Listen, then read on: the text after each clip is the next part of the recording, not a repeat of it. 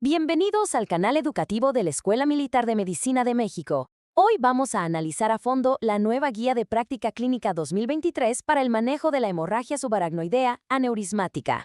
Para que nos demos una idea de la dimensión del problema, arranquemos con este número, 26%. Esa es la mortalidad prehospitalaria. Estamos sin duda ante una condición devastadora que no perdona y que exige una actuación impecable desde el primer momento. Bien, esta será nuestra hoja de ruta. Primero, veremos por qué esta guía es tan relevante. Luego, nos meteremos de lleno al abordaje inicial y la prevención del resangrado. Después, analizaremos la decisión entre clipaje y embolización. Continuaremos con el manejo de la isquemia cerebral tardía y para cerrar, vamos a destilar los puntos clave que nos tenemos que llevar a la práctica. Perfecto. Pues arranquemos. En esta primera parte, vamos a poner en contexto por qué esta guía era tan necesaria y por qué llega en un momento tan oportuno. Y aquí es donde vemos la verdadera urgencia de esta actualización.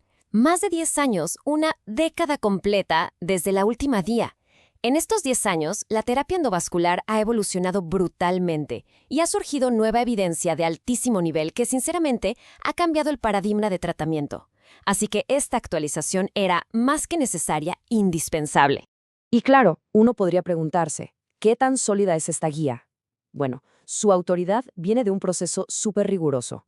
No es la opinión de una sola persona, es el trabajo de un grupo multidisciplinario de verdaderos expertos que se dieron a la tarea de revisar sistemáticamente toda la literatura. Cada recomendación está anclada en la mejor evidencia que existe. Ahora sí, ¿vamos a la acción? La segunda sección.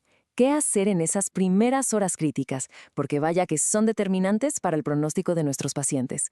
Y este es, quizá, uno de los mensajes más contundentes de toda la guía.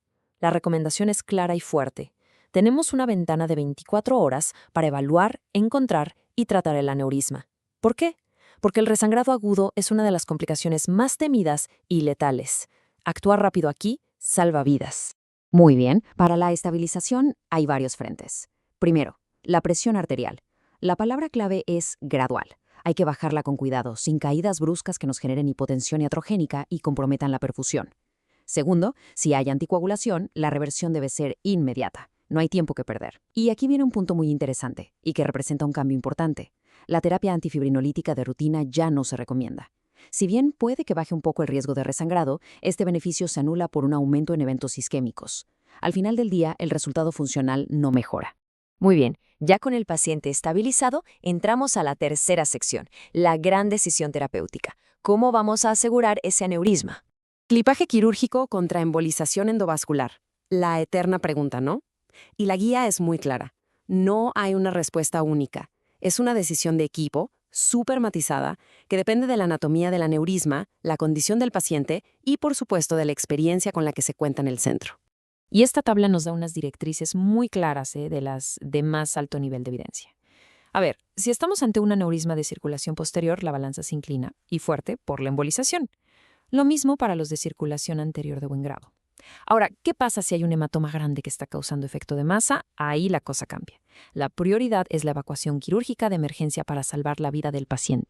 Perfecto. Ya logramos pasar la fase aguda. Pero, ojo, la batalla no ha terminado.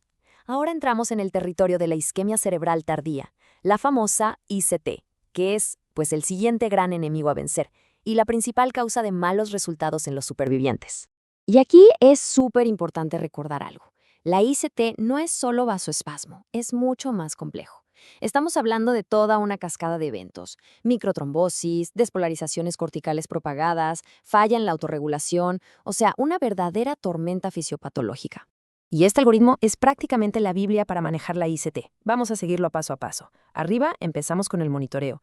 Si el examen neurológico es confiable, nos vamos por la izquierda. Si no lo es, porque el paciente está sedado, por ejemplo, necesitamos herramientas avanzadas: Doppler, electroencefalografía. Luego, si sospechamos de isquemia, lo primero, descartar otras cosas. Si se confirma la ICT, la primera línea es la hipertensión inducida.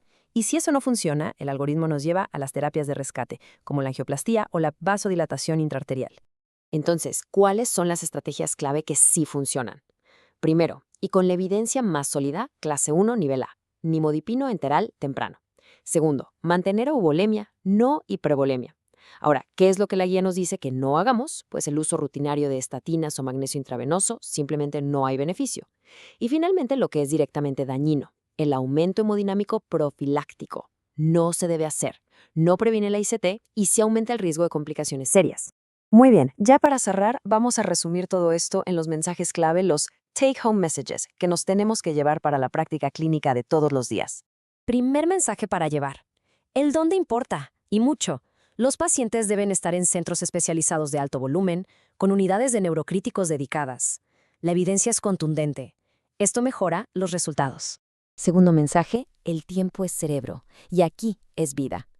Obliteración completa del aneurisma, idealmente en las primeras 24 horas, para cortar de raíz el riesgo de resangrado. No hay más. Tercer punto, y este es un cambio de paradigma en toda regla. Adiós a la hipervolemia. El objetivo es la euvolemia, un manejo de líquidos guiado por objetivos. La vieja práctica de inundar al paciente no solo no sirve, sino que causa más daño. Y el cuarto y último gran mensaje, nimodipino, sigue siendo el rey.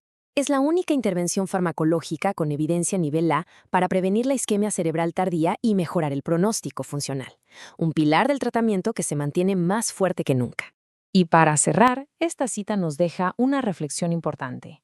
Nuestro trabajo no termina cuando el paciente sale de la UCI. Las secuelas son reales y la recuperación es un maratón. Es indispensable un enfoque multidisciplinario a largo plazo para mejorar la calidad de vida de los supervivientes. Para quienes quieran profundizar, aquí en pantalla tienen la referencia completa de la guía, para que puedan consultarla en detalle. Este video fue producido por el general de brigada, médico cirujano Humberto Carrasco Vargas. Muchas gracias por su atención. Cuando un aneurisma cerebral se rompe, se desata un evento de verdad catastrófico. Es la hemorragia subaracnoidea aneurismática. Es algo súbito, es violento y es apenas el comienzo de una batalla supercompleja por la supervivencia y, claro, por la recuperación.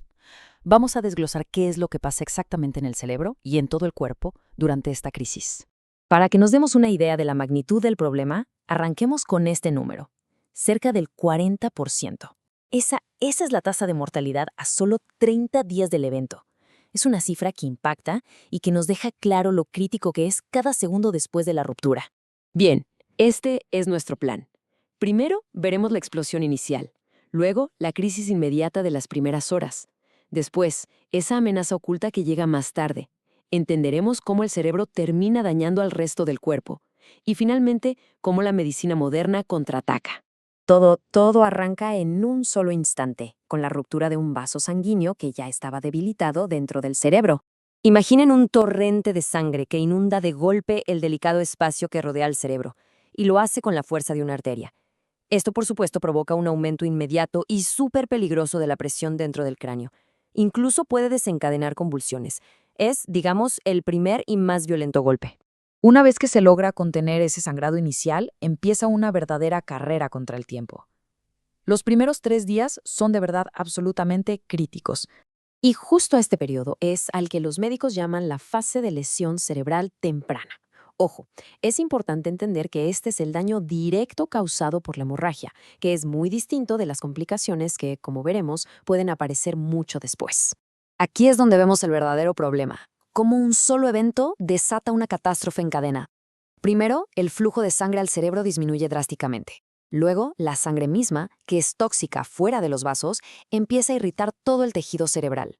Las neuronas entran en una crisis de energía, la barrera que protege al cerebro se rompe y, para rematar, se activa una respuesta inflamatoria masiva. Pero la historia da un giro inesperado. Aun si el paciente logra sobrevivir a esas primeras 72 horas, una segunda amenaza, mucho más silenciosa, ya se está asomando en el horizonte. Esta línea de tiempo lo deja clarísimo. Después de esa lesión inicial, se abre una ventana de peligro, sobre todo entre el día 4 y el día 14. Es un periodo de máxima alerta para una complicación secundaria que puede ser devastadora. Ya esta amenaza se le conoce como isquemia cerebral tardía, o ICT. Es un problema nuevo que aparece días después del evento inicial y es una de las principales causas de un mal pronóstico. Pensemos que afecta hasta un 30% de los pacientes. Es una pregunta bastante lógica. O sea, si el aneurisma ya fue reparado y ya no hay más sangrado, ¿qué está causando este nuevo ataque al cerebro? Bueno, la ciencia nos ha dado una respuesta mucho más compleja con el tiempo. Antes se creía que todo era por el vasoespasmo, o sea que las arterias grandes se cerraban. Ahora sabemos que es una tormenta perfecta. Sí, Hay vasoespasmo, pero también una inflamación brutal. Pequeños coágulos bloqueando los vasos más finos y unas ondas eléctricas caóticas que recorren la corteza cerebral. Al final, todo se reduce a esto. El cerebro está desesperado por energía, pero toda esta cascada de eventos le impide recibir la sangre y el oxígeno que necesita. Es un desequilibrio crítico. Y como si no fuera suficiente, la crisis no se queda solo en el cráneo. El trauma cerebral inicial manda ondas de choque que afectan a todo el organismo. Imaginen al cerebro en modo de emergencia, liberando una oleada masiva de hormonas del estrés como la adrenalina. Esta sobrecarga puede, literalmente, electrocutar al corazón, provocando arritmias muy graves y peligrosas, justo como las que se ven en este electrocardiograma. Y el resultado de esa sobrecarga es un corazón aturdido, una condición que se llama disfunción neurocardiogénica. Aquí, en este ecocardiograma, se ve cómo el músculo cardíaco se debilita, pierde su capacidad de bombear bien. Es un daño directo al corazón, pero causado por la lesión en el cerebro. Y la lista sigue, ¿eh? Los pulmones pueden llenarse de líquido. La fiebre es súper común y aumenta todavía más las necesidades de energía del cerebro. La anemia reduce el transporte de oxígeno y los desequilibrios de sales como el sodio pueden causar todavía más daño cerebral. El equipo médico se enfrenta pues a una crisis en múltiples frentes. Bien, y frente a toda esta cascada de complicaciones, ¿qué se puede hacer? Veamos cómo la medicina responde a este enorme desafío. Es increíble, pero con toda la complejidad que acabamos de ver, esta afirmación es sorprendente. Hoy por hoy, solo un medicamento, la nimodipina, ha demostrado de forma consistente que ayuda a prevenir la isquemia cerebral tardía. Esto nos habla de lo difícil que es combatir este problema. Y es que uno de los grandes retos es que detectar esta isquemia es muy complicado. Como vemos en la tabla, las herramientas de monitoreo tienen limitaciones importantes. El ultrasonido depende mucho de quién lo haga, el monitoreo eléctrico del cerebro es muy complejo de interpretar y los monitores directos pues son invasivos y no siempre se pueden usar en todos los pacientes. Por eso, una de las estrategias más prometedoras es, de hecho bastante directa, eliminar la fuente del problema. Al drenar el líquido cefalorraquídeo con un catéter en la espalda, se saca la sangre acumulada que causa toda la inflamación y toxicidad, y esto ha demostrado que mejora los resultados. Y esto nos lleva al punto final, y quizá el más importante, la vida después. Para quienes sobreviven, el camino es largo. La gran mayoría sufre algún tipo de deterioro cognitivo. Incluso entre quienes tienen una buena recuperación funcional, la mitad sigue con déficits, y un tercio vive con fatiga crónica y problemas emocionales. Sobrevivir es solo el primer paso. La lucha contra las secuelas de un aneurisma roto está muy lejos de terminar. Cada pequeño avance en la comprensión de esta terrible cascada de daño, desde el sangrado hasta la recuperación a largo plazo, abre nuevas puertas. La pregunta que impulsa toda la investigación es, ¿de dónde vendrá el próximo gran avance? Ese que no solo asegure la supervivencia, sino que de verdad prometa una recuperación completa.